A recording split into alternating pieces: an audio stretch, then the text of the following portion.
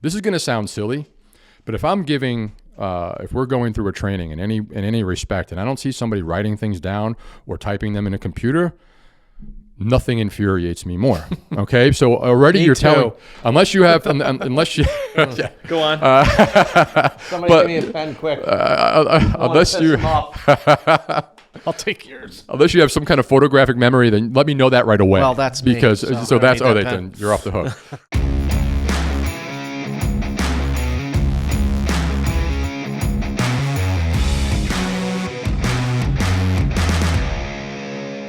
This is Ryan Parsons with Grow with the Bros, the #1 recommended podcast by my mom. So be sure to subscribe, leave a 5-star review, and definitely share it with somebody you think will find value in it. Thanks so much, and I hope you enjoy this episode.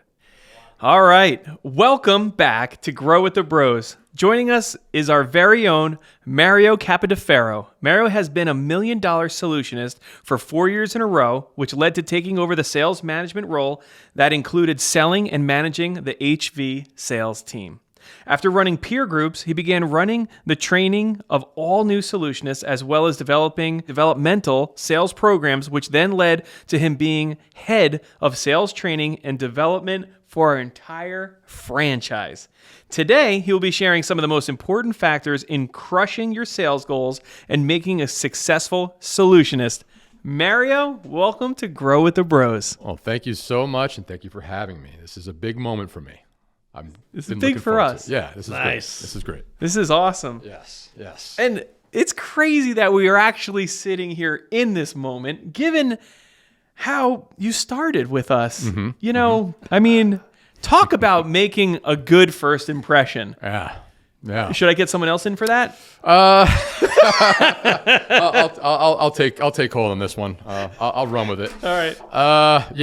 Talk about making a good first impression. So, where does it begin? It begins with me being dedicated to a company prior to being here for about 10 years. And, showing up every day, doing what they asked me to do, being a Swiss Army knife, so to speak. And one day I walk in on a Monday morning when we had our sales meetings, and the place was a little different, had a different vibe going on.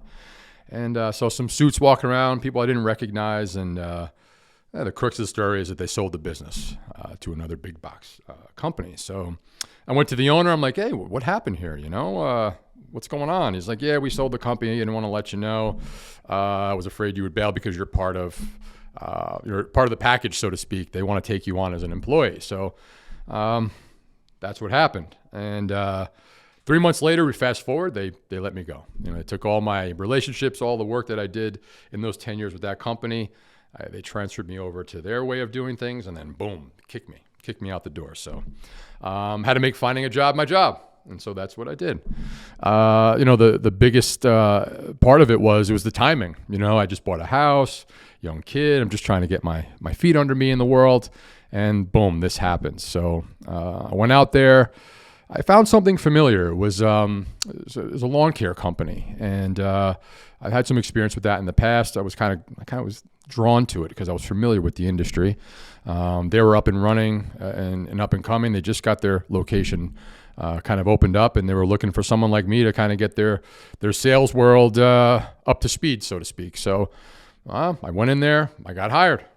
And the day I went to go get my computer, all my sales slicks, my shirts and all that stuff, I went home and I walked through the door almost immediately. I was like, you know what? Let me just take one more look out there, just for giggles, and see what else is out there. So I went online. And I saw this ad for high-end gutter sales, and I blindly just sent my resume. There was something about it that I was drawn to it. And sure enough, Ryan, you called me about an hour or so later, and we had a great conversation. And we left off with, hey, come on down and come check out the place. And I kept saying, no, I took on a position, I appreciate it, but I don't know if this is for me right now. The timing's not great. I want to stick to my commitments. So I just kept trying to push you off the phone, but you wouldn't get off the phone with me. And so in order to get you off the phone, I said, you know what? Yeah, sure, I'll show up. And it was for the next day. Yeah. And probably know it's coming. I didn't show up. And What? Yeah, can you believe it? Yeah. Can you believe it? I remember being there. Yeah. You must have not felt great that day. Did you think it was like you? It was like, is it a me thing? No, it's never a me thing. Okay, good. It wasn't. So you called me. I answered the phone, and I said, "Yeah, I told you I'd show up just to get you off the phone, man. You were being pretty persistent, and your persistence kicked in, which I respect. And you said, come on down, just check out the place. I think you even said you don't have to even talk to anybody. Just come down here, check it out, see what we got going on." And so that's what I did. Drove down there, and I remember it like it was yesterday. I pull up to this business plaza. When I first pulled in, I was like, wait, am I in the right place? How could there be a gutter company in the same place there's a pizzeria, right? And sure enough, there was. So I remember climbing these steps. There was these gray carpeted steps, a little dirty, a little dingy. And I remember every step I took, I'm like, I'm wasting my time. I should be out there, getting my feet under me with that new position that I accepted. And, sure enough, I got to the top of the steps. And the second I turned the corner, it just hit me like a ton of bricks. I knew I was going to be working here. So that was the beginning of my journey. That's awesome. So to speak. Yeah. And did you mention how you were actually late for that interview as I well? left that part out. I mean, I'm trying to make myself look a little good here, All right. Yeah, no, I was also late for that. But what I think is important about this story, and I can't help but point this out for anybody who's listening that's saying, why would you give someone a chance who ghosted you? Just move on. They're not worth it. They're not professional or anything like that. What I realized a long time ago, being in the gutter business or being in certain trades or whatever your business is, it might not look that good to the person applying. Some people are just applying to jobs, and I think they said the average person at job applies to 7 jobs in like 10 seconds. So however they have it set up, that's why when you call somebody, they seem surprised. Oh, wait, what company is this? I realized we've got to work a little bit harder to get people to realize that this is a good opportunity. It's hard if you don't know anything about the gutter business to think, how am I going to support my family on gutters? Is there enough gutters in this area? And you quickly find out that you can. And so I saw something in you. I saw something in your resume. I heard it. And I'm like, if he could just come here and see how great we are, then maybe we could establish that this would be a good fit. And I wasn't sure, but I liked your resume. I thought you'd be a good fit. We hit it off on the phone.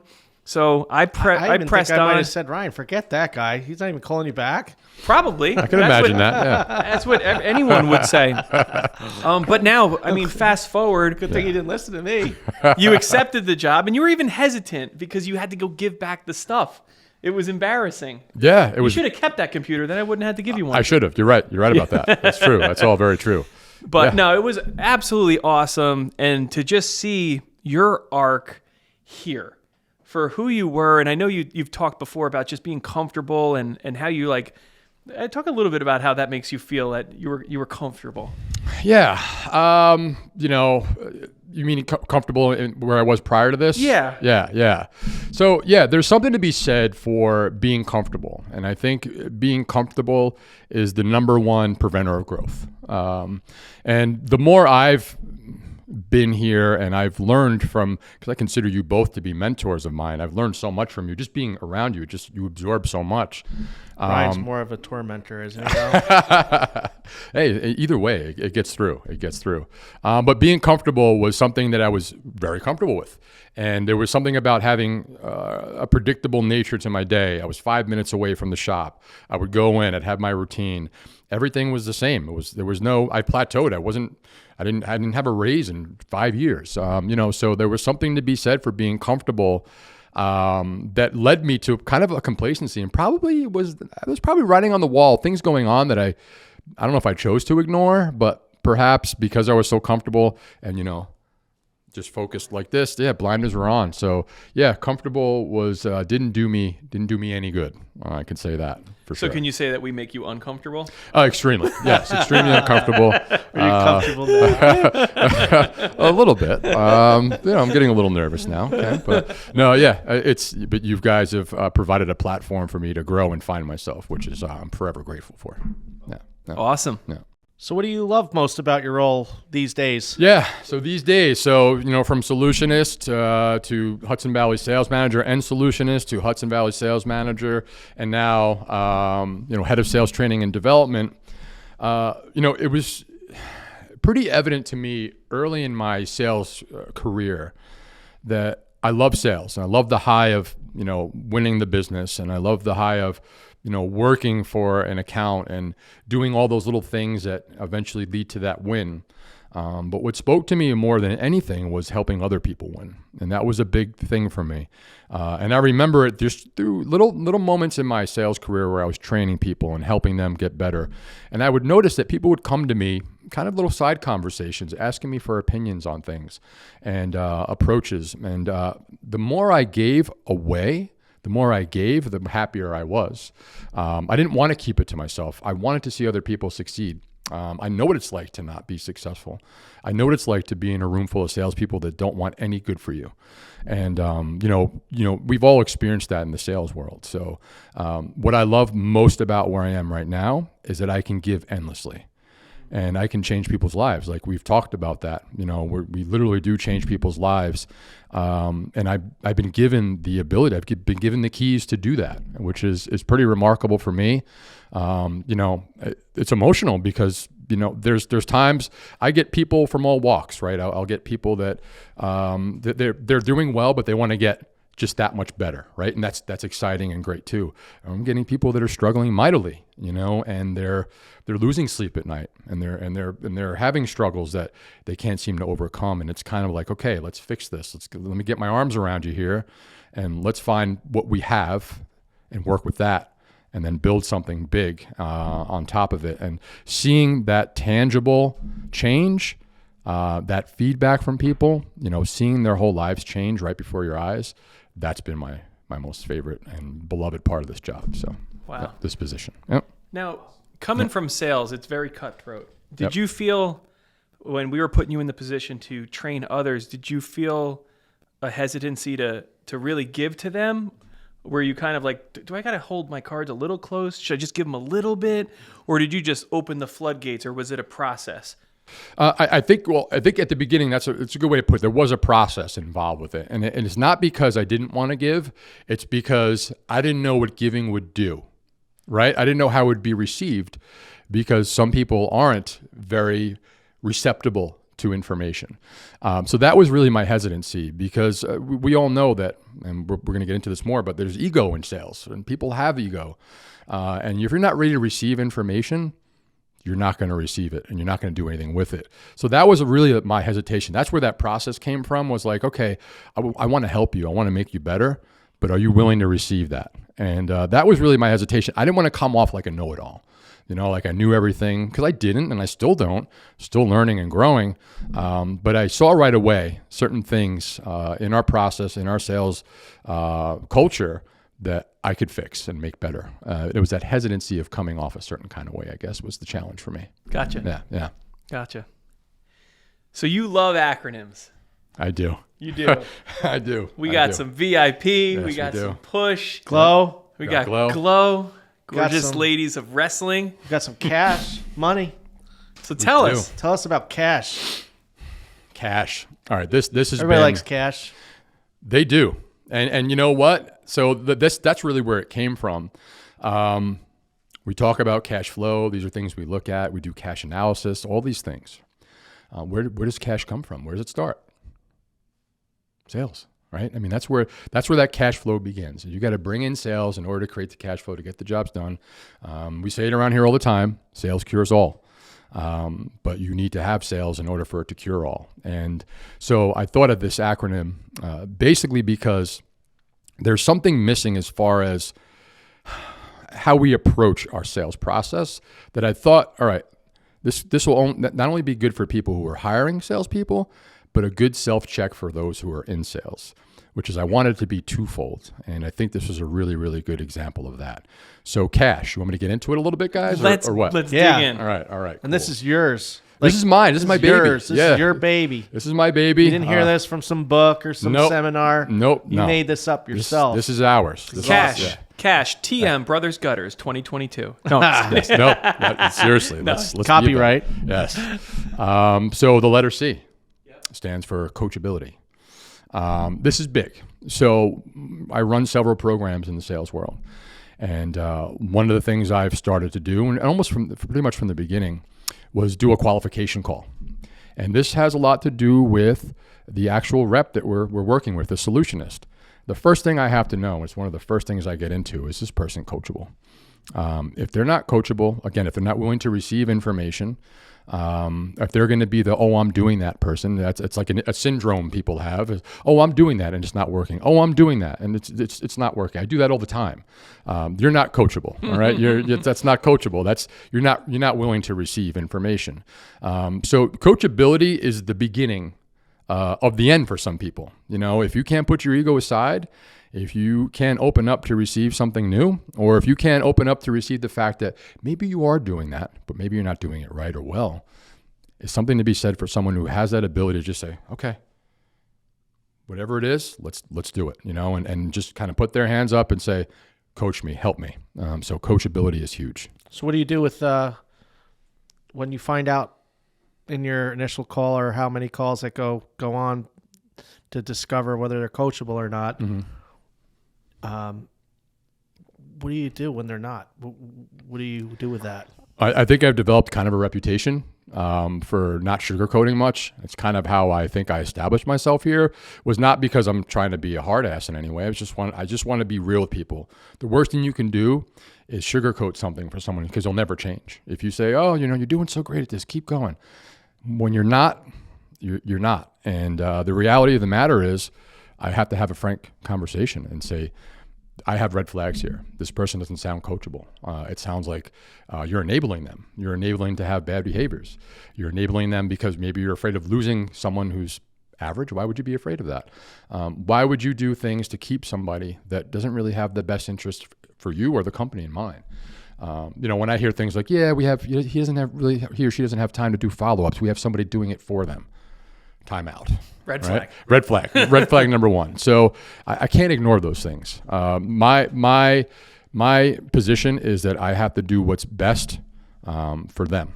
And if that means me being a little brutally honest with them, so I'll then do is it. the franchise, just reframe your Yes. position Yeah. and the scenario that you're in when you're talking to a... Yeah, so the franchisee. Yeah. Okay, the owner, the person who's invested in us, I'd be doing them a disservice to lie to them, in essence, is what it would be. Why would I tell you that this is good when it's not? And I do find that those are moments that sometimes create a silence on the phone, sometimes create an awkwardness, but those are the people that come back to me in 2 or 3 months and say, Mario, you're right. What do you do? What do you think? What would be some of your advice that you could give to somebody who is maybe in a startup phase of their business or looking to go to their second rep from their first one? They did okay on the first one, or they didn't. What do you think are some things that they could do to catch something like that before they take it to the next level? To have them, you invest in them, and to uncover this. Yeah, I think that's a great question. And a lot of times there's not going to be a good way to do that because you're always going to get the quote unquote best version of somebody, especially in an interview scenario. A lot of times you don't see somebody's true colors till sometimes 1 month, 2 months down the road. There are ways to catch that, like asking certain type of scenario questions. What did you do at one point in your sales career when you didn't know how to do something and you found yourself in a position where you didn't have the answers? Did you A, provide an answer on the fly and just hope it stuck? Did you B, say, you know what, that's a great question. Let me get back to you on that. Let me get another mind on that one. Now those two answers are pretty telling. If someone has an ego and they're not willing to be coachable, they're probably going to go ahead and sling some BS answers around in that scenario. But if they are coachable and they can put their ego aside and not know something, and they're willing to hit pause and be, it's a little humility there, and say, hey, listen, I don't know the answer to that. That shows me that you're coachable. That means you're willing to receive, and so you're not afraid to say you don't have the answers. It's a scenario. And it also question. shows somebody like me who, in a situation as a customer, Yep. I can respect somebody that tells me that somebody's not a know-it-all, Yeah. as opposed to somebody who's giving me a line of crap. Yep. I've been around the block, and so have many of the customers that we have out there. They can sense something like that, and so that's great to try and nip that in the bud 100%. in an interview. Yeah. Before you expose your brand and your company. Absolutely. Absolutely. to that. I love scenarios like that. Put their mind in that place and see how they react. Yeah. That's great. Yeah. Before we move on to A, have you ever encountered somebody that was not coachable, but they turned the corner and became coachable? Or is this a deal breaker one? It's not necessarily a deal breaker. Okay. No, and there are people. So you can start off not coachable, and I'm okay with that because there's other things that it's not the only question I ask. Certain people genuinely want to be better, and there's a genuine want for that. I don't know if that makes sense to you, but what I mean by that is that they're driven by wanting to be better. So that's a really good start right there. So if they have that about them, and if I have to go and actually speak to the solutionist in a second phone call first, and I get that sense, okay, they do want to be better. It's going to take some work on my part to be able to knock some of those walls down. But if that underlying tone is that I want to be better, I want what's best, I can work with it. And yes, I have had scenarios where, first couple ones could be a little rough. And the owners are on. Okay, they're there. I have them there. Anybody who wants to be involved in these trainings, they're allowed to be there. So there's a little bit of a spotlight going on here, and your first reaction could be to be defensive, and so sometimes it's a lot of that too, breaking that down. But there have been times for sure. Do you have somebody, not to mention any names, of Yeah. course, but maybe you could use a fake name. Do you have a scenario that comes to mind where you were able to deal with somebody that wasn't coachable, but had those underlying qualities that you're talking about that you got out of them and they were able to turn the corner? 100%. Yeah. When the second that question was asked, it was somebody that came right to my mind. That's great. Absolutely. And one of these people told me they love me. All right. Aww. The owner told me, they literally sent me an email, "I love you, man." All right. So that's the kind of needles we're moving around. And that's what honesty gets you. Yeah. Yeah. Yep. Like you hit them with hard stuff, you work through some stuff, and now they love you. Absolutely, man. All right. We got coachability. Yeah. A. Absorbability.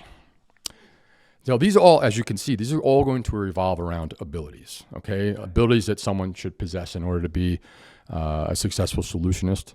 And absorbability is a big one, okay? And it has a lot to do with, all right, yeah, I can give you information.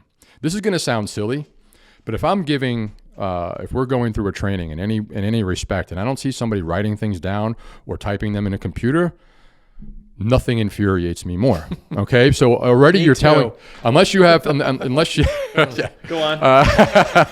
But unless you, I'll take yours. Unless you have some kind of photographic memory, then let me know that right away. Well, that's because me, then you're off the hook.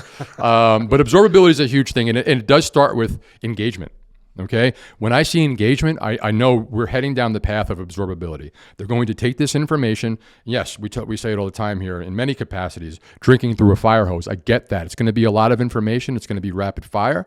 But if you're writing it down and you're engaged and I can see it in your eyes, that's absorbability. And then when we go through, working together, if I check in with you in a month and I find out, all right, what I gave you, how are you using it? Oh, this is what I'm doing. Tell me how it's changing your results. I've done this. I've done that. Now, there's times I go back the next week and I'll say, okay, did you go visit an install crew and knock on the neighbors' doors? You only had 2 leads, on last Thursday. You told me for a fact. Did you go and do that? No, I didn't do that because, okay.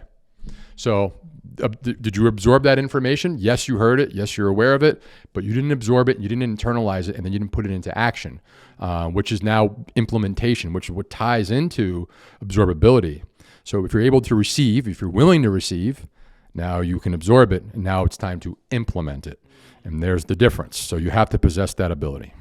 So, I like it. And I've seen this happen just recently in somebody that you've been coaching recently, and you could tell the difference between somebody who's not have absorbability and somebody who doesn't, because the person that doesn't, what I've noticed is that, it goes into their head, but it doesn't make it from the head to their heart. Nope. And when it goes to their heart, there's an aliveness about that person, a hunger about that person, an enthusiasm, a passion that goes in because they've absorbed it into their brain and their heart, and it's manifesting itself externally. They internalize it. Now it's manifesting itself externally because of them being that absorbable sponge. I love it. Yeah, Right. That's 100% spot on. I mean, and I can see it as I'm working with people, especially more in that one-to-one kind of world. As we evolve and they do possess that absorbability, I'm telling you, there's a look in there. Just the look in their eyes changes over the course of 5 weeks. You could see the physical manifestations on someone's face that truly absorbs information and then puts it into work and then sees how it works. I've seen people turn from one thing to another in a positive direction. It's unreal the amount of, because when you absorb the information, and I tell them, listen, I'm not here to hurt you. I'm not here to whatever happens to you has nothing to do with me. I tell them the best way to control your future is to what?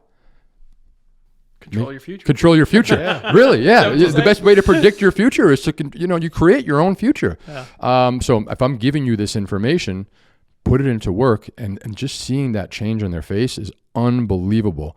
And then, but there's some that are just, You're in the change. headlights. Yeah, they never change. They never Right. implement anything. But some do end up doing it.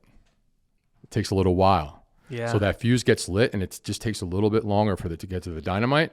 So it'll happen maybe 4 weeks after I'm done with them, which I can live with too. Right. Yeah. So you That's have to great. be extremely patient. You do. In You your do. position. Yeah. You do. That's You do. good. All right. So tell us about S. the next one. Sustainability. This is the one. This is a big one, guys. Okay.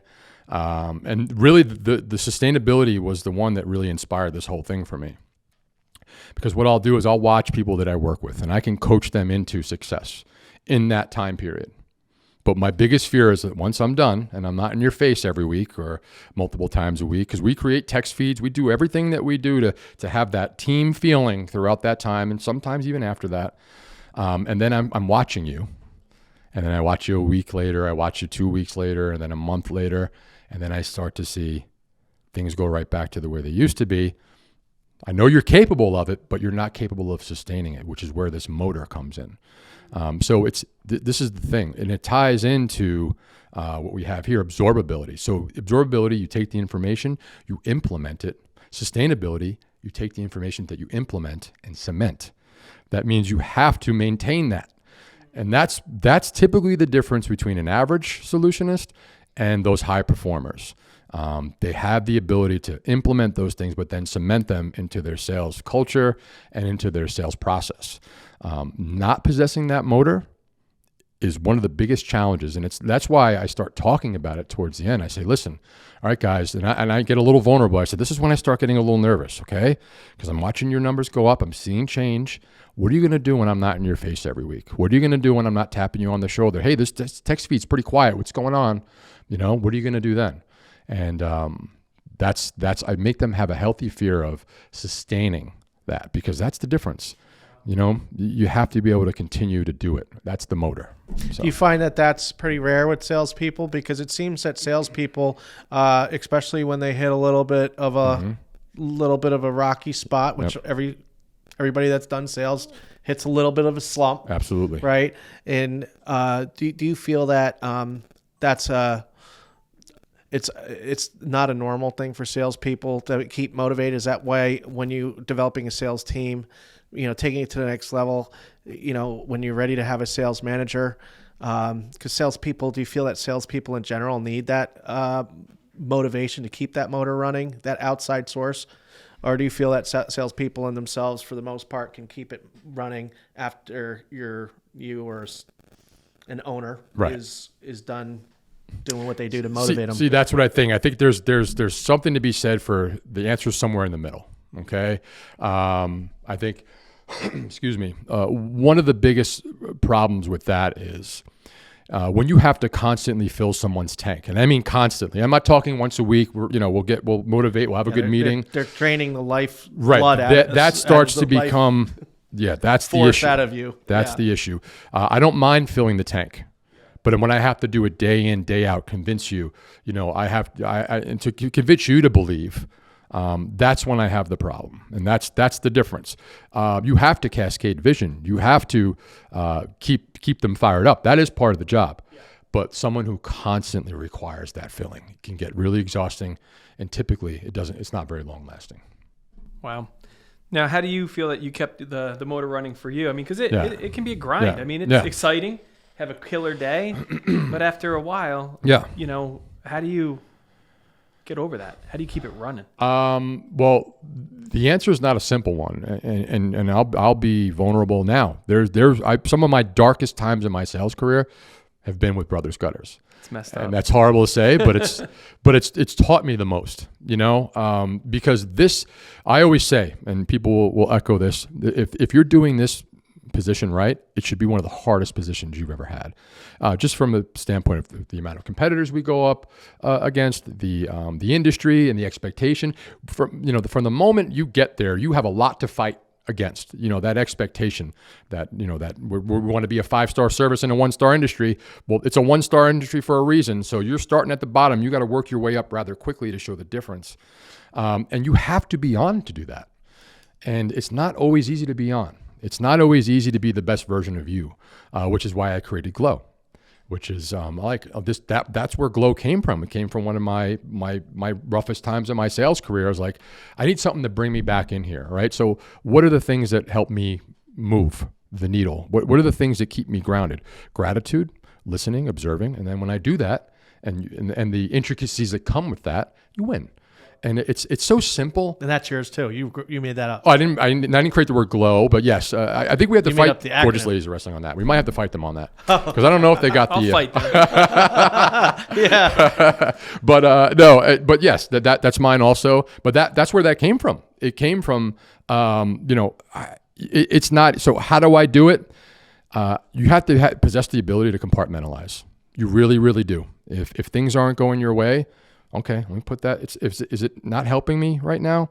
Is it doing anything good for me? No, it's not. I'm going to put it down. I gave this analogy on the peer group. If I don't mind, I'll do it now. Like if you hold this for 5 minutes, right? It's not going to bother you. Okay, all right. If you hold this for 2 hours, it's going to start to hurt a little bit, isn't it? Your arm's going to get a little sore. It's going to start to feel. You hold this for 24 hours straight. You're not going to be able to hold your arm up anymore.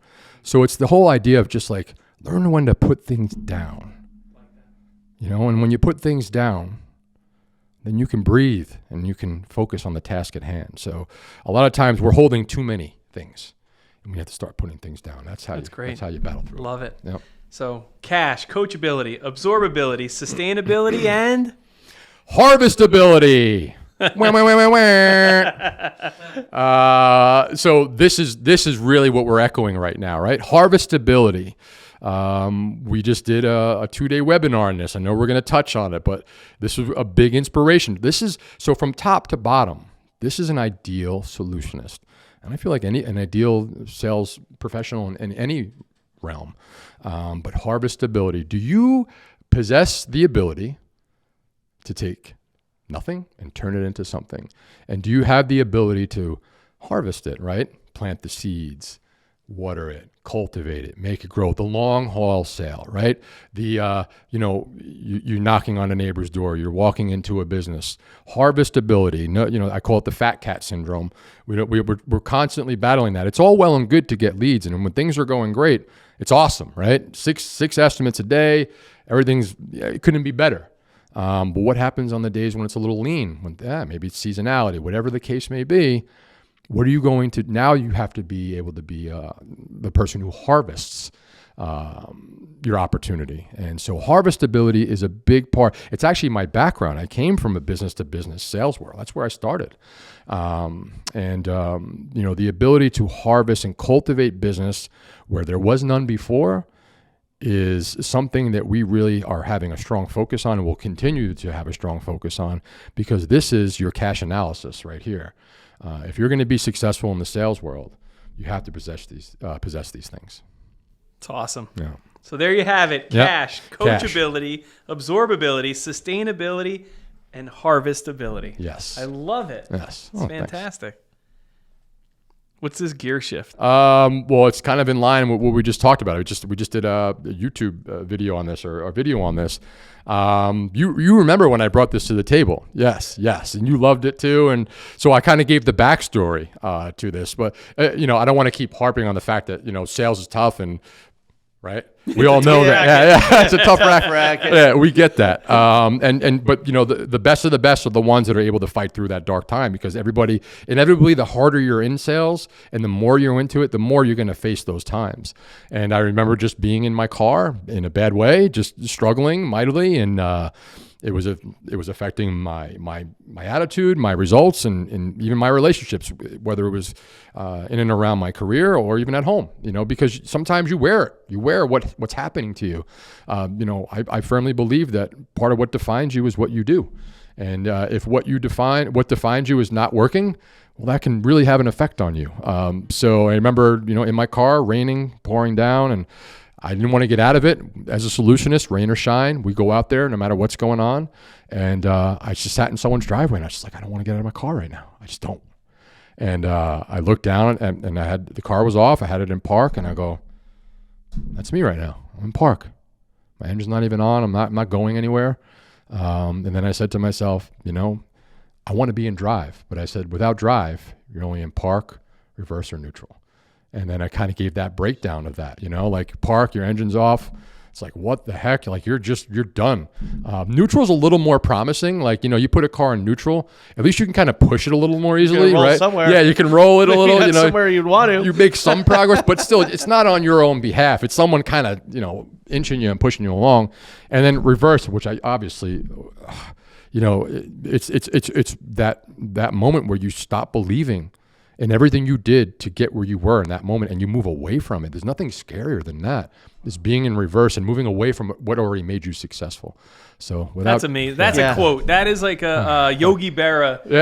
Going quote. backwards sucks. It does. Without drive, you're only in. Say it again. So without drive, you're only in park, reverse, or neutral. I like the way park, neutral, and reverse sounds better. It just flows a little better. But either way, you know what I'm getting at. So, I love it. Yeah. I love it. That's good. So that's what that's about. Awesome. So I want to talk a little bit about the last thing that you talked about, harvestability. Mm-hmm. For anybody who's in sales, especially in home service sales, and not necessarily having the full plate of leads, mm-hmm.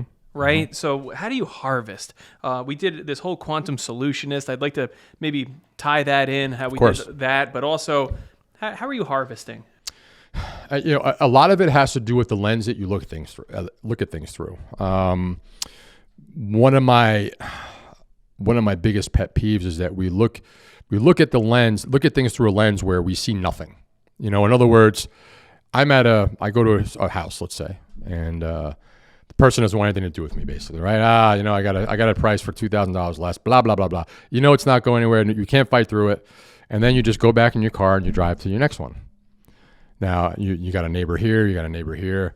You drove by halfway down the road, you saw a gutter hanging off a house, and so we don't look at things through the lens of opportunity. So basically, what that was learning how to look at things through the lens of opportunity and understand that there's no such thing as bad opportunity.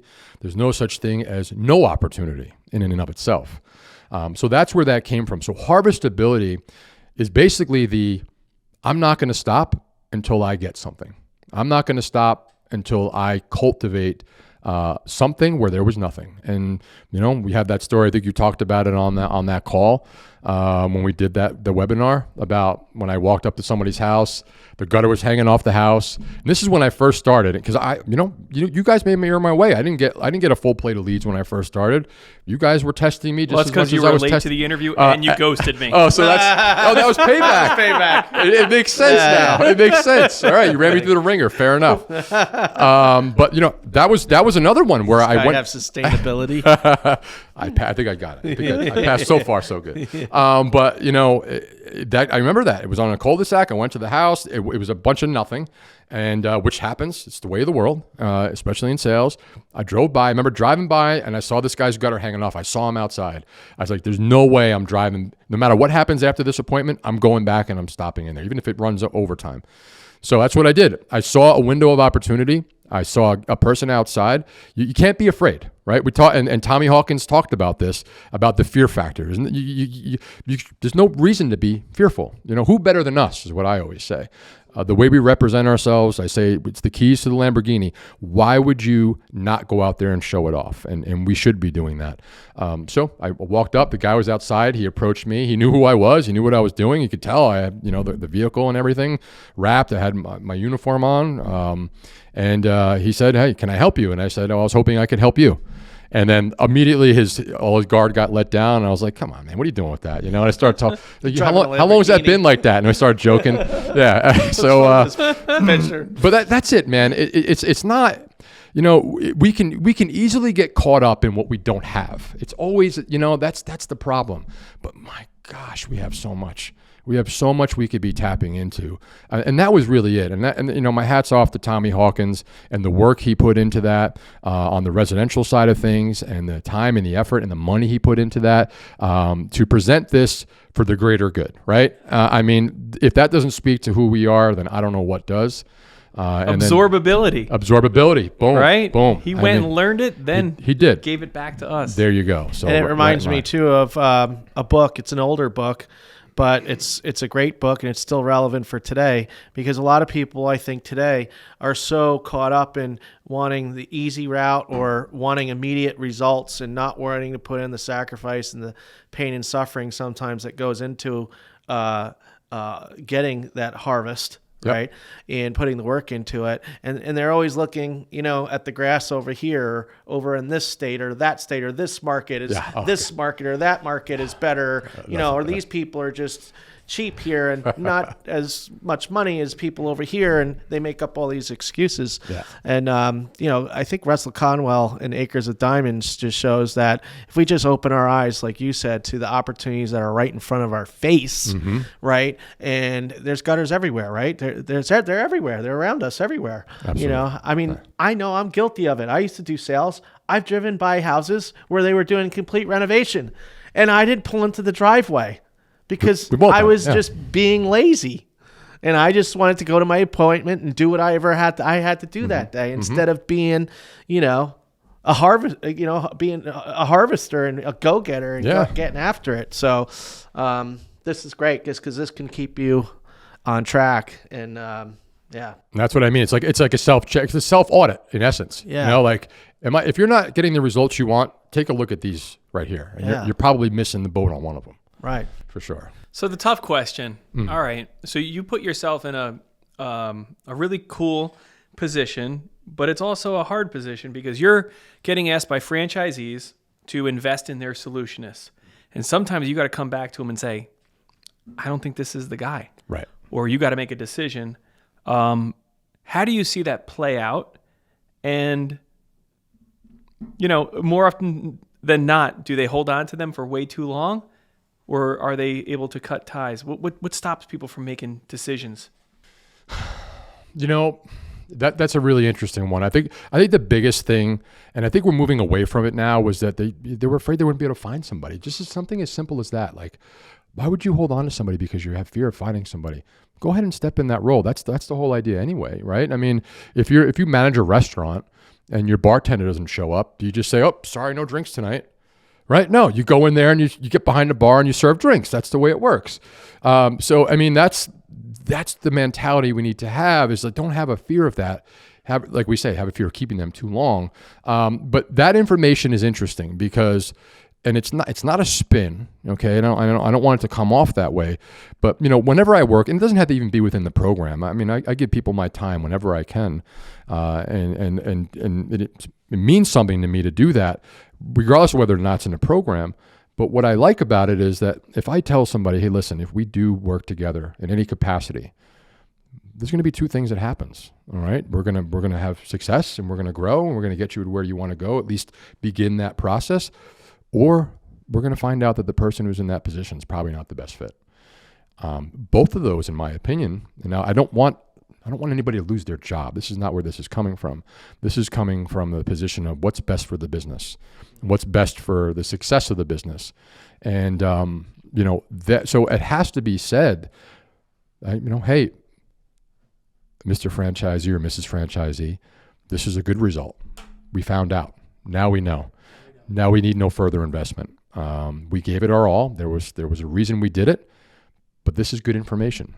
Now you have to go ahead and now it's good to know. Now you have to put it into action. Now I will say there's been other sides of the coin where, depending on where a franchisee is at in their business and the level of urgency there is, I will maybe after 2 meetings have a real frank conversation and say, hey, something needs to change quickly. This is not going in the right direction. I don't see the behaviors I need to see, and something needs to change.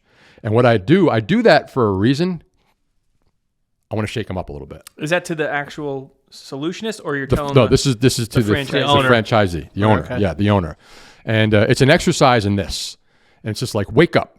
All right. Now, it doesn't mean you have to do anything yet, but I'm letting you know something right now, and I want to say it to where it kind of like, whoa, okay, you just woke me up a little bit here. There's a little dose of reality, and the reason why I do that is not because I want that person to lose their job. It's because I want to get them invested more in that. This is not just a me show. This is a you show also. So it's more designed to like, hey, you need to step up your game too if we're going to make this work. So we both need to be investing in this person, and then we'll find out. So there's a lot, man. No, it's awesome. It's great. Some nuance there, that's for sure. There's some nuance there. Because it's very sensitive, and there's a time to let people have an arc as an employee. Yes. If we let everyone go after 2 weeks, we'd probably have nobody here because there's a lot of people that there's an arc. Only once in a while do you get a superstar out of the gate. Right. And I love that you gave this because you do have a litmus test. Are they coachable? Can they absorb? Can they sustain? Are they harvestability? How would you influence a cash culture? That's a great question. It has to come from a place where you're unapologetic. So it's really, this is the standard. Okay. And if you roll this out as the standard for your sales culture, for your solutionist culture from the very beginning, then it will be glaring when anybody's below that. And I think it has to be out the gate. And it doesn't mean it's not too late to embed this into your process and everything that you want to be. But I think there's something to be said for standard, and don't let that standard slip. You guys are big on that. Ken, I know you're real big on that. Like, don't ever slip below my standard, right? But it's not like we're out there cracking the whip or anything, but it's just like, this is the expectation. We can't slip below it. And if you are, okay, why? So it has to be rolled out from the very beginning. This has always been there.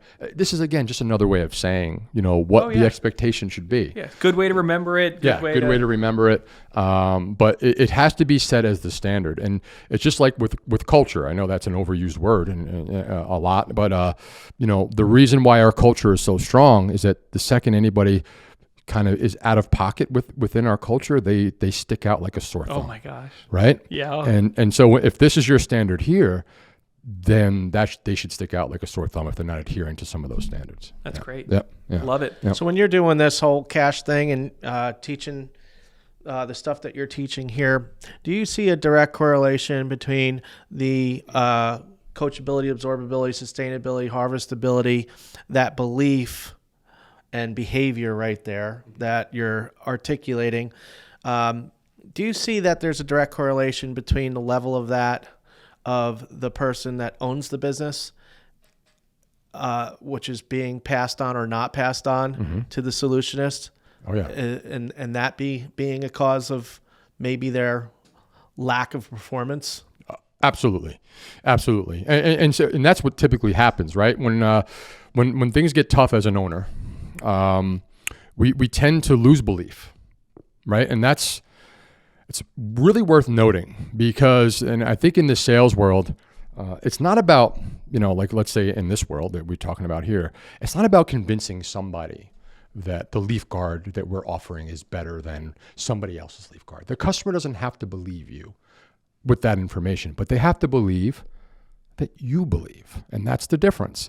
So if the owner lacks belief, see, the job that when we talk about casting vision, it's really casting belief in what we're doing. When you lack that belief, are you able to cast belief to your employees and other people that are in your business? No, no way.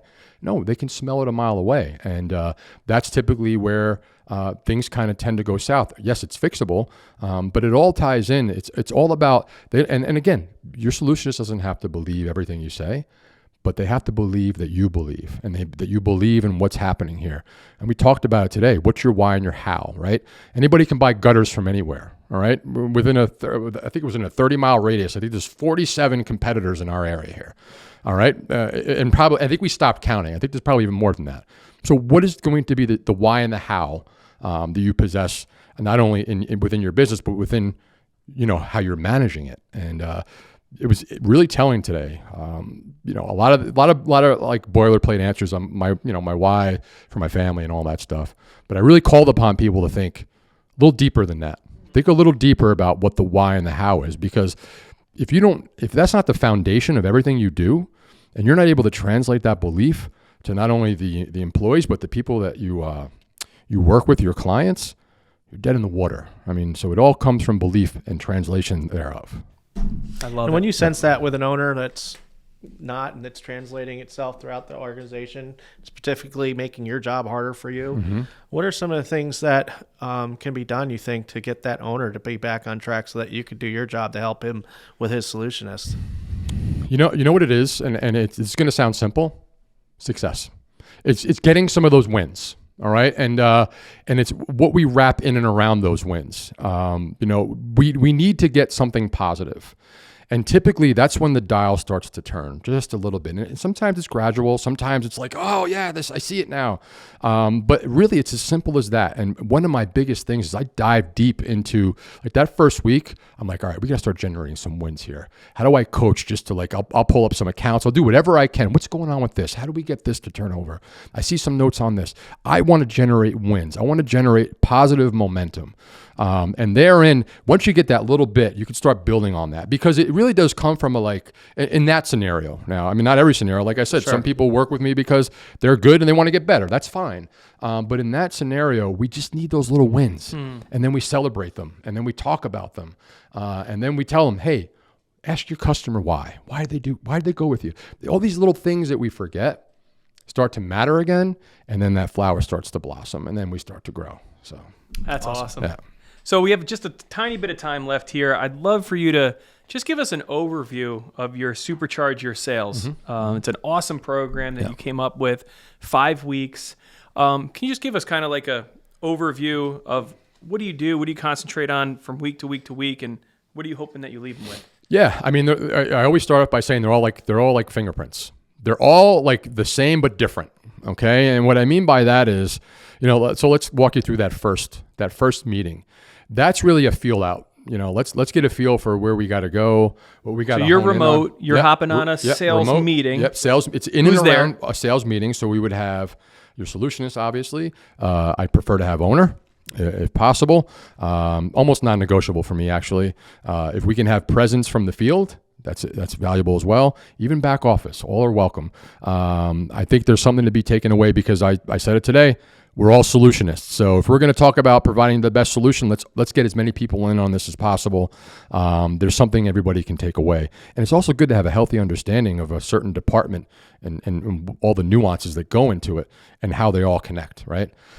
So that's it. So it's a 5-week program. It's about an hour each session. Runs for 5 weeks, like I just said. I don't know why I said that twice. Just want to make sure everybody knows. Now it's 10 weeks. Now it's just doubled up, 10 weeks. So really what it's designed to do there's like I said, there's so many different reasons why people take this on. It really all depends on what we have to hone in on. But really what it's designed to do is provide extensive training, or training above and beyond what you get when you come through here, to come through New York for that 1 week, and get you to the next level, or get you, on track, whatever the case may be. But it really, I think you said it really, I think you said it perfectly, Ryan, to me one day. You had said something to the effect that, like, yes, when they come through here for that 1 week, they can walk out of here, perform an estimate, do all those things, but there's no way we can give them every single thing that we know and we have. And this provides, I think, just an amazing opportunity to give that extra, that advanced, the techniques and all the different things that we talk about that we really can't touch on in great detail in 1 week's time.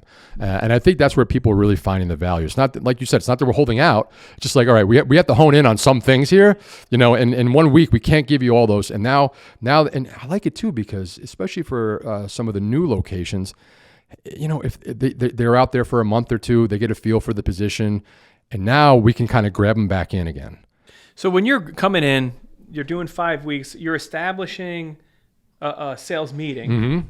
you're observing, but Yep. then are you running their meeting, or are they running their meeting? How are you trying to leave them better than when you found them? I'm typically running them. There's actually been one where I've observed the meeting, which I was like, all right, I'll run with this. Let's see how that works. And it ended up being pretty, I learned a lot, and also they learned a lot. So that was one approach, but for the most part, it's me running the meeting. Okay. And, we run the numbers, we review sales tracker, we explain what the sales tracker means. We get into detail about that, what the numbers are saying, and how I can read them and know exactly what you're doing and what you're not doing and all that good stuff. And then we focus on, all right, what's our weakness here? Oh, it's callbacks. I don't have any time. All right. Let's focus on that. And so it's in and around a sales meeting. So yes, typically most of my sales meetings that I conduct will have some form of training, but I would say this probably has more. Okay. And that's, I think that's a good thing. I think that's what people really want. They want that structure of a sales meeting and how it should look and feel, but they also want more training to get where they want to go. That's great. Yep. That's awesome. Well, you're doing a phenomenal job. Thank You're you. bringing Absolutely. a level of professionalism to our organization, to be able to have you just dedicated to helping our franchisees improve their sales has been a game changer. So I appreciate it. I know you have a lot more in you. Oh yeah. I can't wait to see. I know you got books in you, speaking engagements in you. It's been awesome, and I'm so glad that you got uncomfortable and you came with us, because this is a fun journey. And I'm really, really psyched to see not only what you're doing, but I know that there's a lot more for you. Thank you. That means a lot. And thank you for the platform in which you've provided for me to do that. So You're welcome. yeah. Thanks for listening to this episode of Grow with the Bros. Be sure to subscribe, leave a 5-star review, and definitely share with somebody you think would find value in this. Catch you next time on Grow with the Bros.